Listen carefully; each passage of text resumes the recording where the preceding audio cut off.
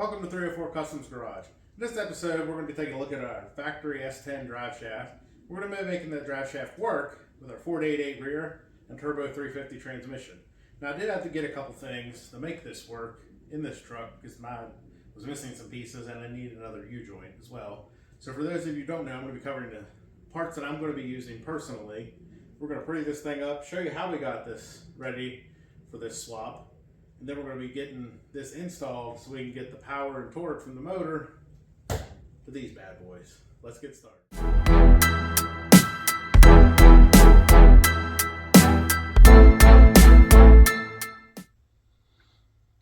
Okay, so using this factory drive shaft, you're going to run into, when you're swapping the joint at least, you're going to run into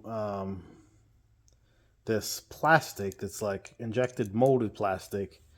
And if you can see it here on this one, see where I'm at here, there is a ring inside here that goes all the way around, and you need to heat that up to get that out. It'll help tremendously with getting that U-joint cap out. And I thought I got them all the way out, which explains why this was so hard to remove when I did pop it out. It took me a long time to get that out, and it's probably the hardest one I've ever dealt with. But I didn't get all the plastic out, so here I am still heating this up, but I did get it all out of this one finally. So now I just got to do this one. Okay, so I finally got all that plastic out of there. And if you see here on each thing, there's like these little holes here on these little ears or whatever you want to call those, where the U-joint goes into. And they're on each side, and the plastic that's inside there, that's like a injected molded plastic retainer of some type, it actually runs out of there once you heat it up enough. I'll put a little clip in here for you so you could see it, but that needs to run out a lot more than what I thought should come out of it. So here's the clip, and then we're going to jump over here and talk about the next piece of this drive shaft project.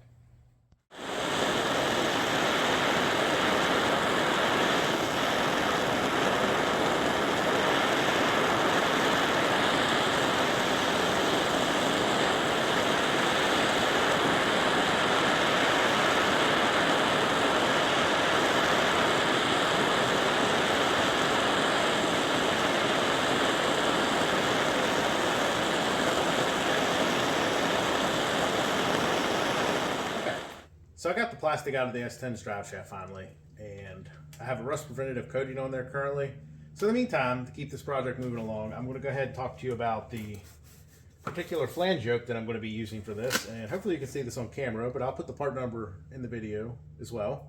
This is a Spicer, however you pronounce it, 3-2-1699. And this particular flange yoke for your 488 is a 1350 flange yoke. So they supposedly that's a little bit beefier. Don't know if it's really needed for this, but it's the one that I'm going to use, and we're going to make it work. The U-joint that I'll be using, which we'll talk about here in a little bit, is a conversion U-joint. It'll go from the S10's drive shaft to this 1350 flange yoke. The only thing that I'm going to do to this right now, and while I'm over here beside this drill press, is there's some threads in this flat piece here, and when you screw your bolts in about halfway, or about 4 threads on the back side, it starts getting really, really tight.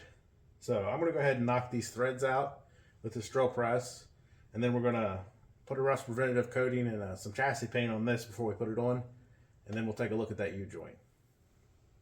Okay, so the U-joint itself that I'm going to be using is the Spicer, or Spicer, however you say it, U-joint, and it's a conversion U-joint. And the part number for this is 5-3205X. And what this does is allows you to go from your S10's drive shaft to the 1350 flange yoke that I'm going to be putting on that 88 rear that we have in this S10. So how this goes on in particular is pretty simple. You have your 1350 side, which will use the retaining clips that go on the top. I wish all of them were like that, honestly, my personal preference. But then you also have the side that'll go to the S10s that has like a C-type clip. Pretty self-explanatory there. But I wanted to put the 1350 on there. I figured it didn't hurt. I know both sides aren't 1350, but this should work. It also comes with a little grease fitting there, so you could grease it up and keep it greased. But once this rust preventative coating dries and the paint that I'm going to put on it, we'll go ahead and install this, and then we'll get ready to start putting this stuff in the truck. Okay, so drive shaft is complete. I got the U-joint in. I got the flange yoke on there ready to be bolted onto the rear end. So what I'm going to do is climb under the truck here, and we're going to put the drive shaft piece into the transmission first, and then we're going to come back here and bolt it up to this 488 rear. So let me get under the truck, and I'll be right back. Drive shaft is back in this truck, the first time in probably almost 2 years. So everything went okay. Torqued the bolts down already. I had to get out of there. It was getting a little tight. I couldn't get the torque wrench in there. But we got those torqued down, and I also did put some blue thread locker on these bolts, and that should be fine. Can use red too, but that'll be a little more difficult to get out if I have to take this back out for some reason.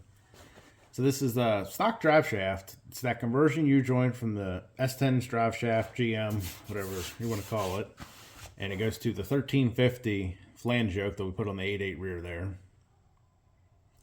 Stock drive shaft, like I said, I painted it, put a rust preventative coating on it just to make it look nicer. Hopefully it won't rust away. But the only thing that I will note that's a little bit different, and well, I don't think it'll be a problem, but I'm not going to climb back under here either at the moment. But up there at the part that goes into the transmission, it sticks out about 1.5 inches, 1.5 3/4. I think that should be fine still, but I'll definitely be watching that. It's, from what I understand, you're supposed to put that part all the way in and then pull it back out to where about 1 inch of the smooth part is sticking out of the trans rear seal there. So I'll watch that.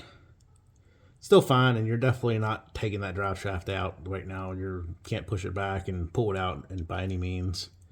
But I'm also going to be putting in a drive shaft loop on this too.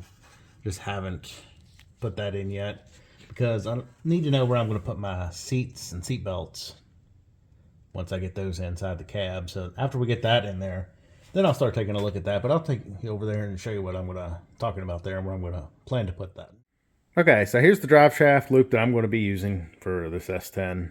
And I feel like this is going to be a really important piece, just in case the drive shaft breaks. It may be required in drag racing too. I'm sure that they probably have some kind of rules against that. But this is made by All-Star Performance. There's the part number in the box. Drive shaft loop, 1/4 inch flat steel. And this is actually pretty heavy. It surprised me when I got it. It's like, man, this thing is actually kind of heavy. So hopefully there's some sturdiness to it because of that. And of course, you do get your hardware, assortment of bolts, nuts, and washers there. It's pretty self-explanatory. It's a 2-piece here. You see, it goes into there, and then you have all these bolt holes, so you can select how high or low you want it particularly. And then you have your holes here at the top that go into the cab, or if you have some other kind of mount there.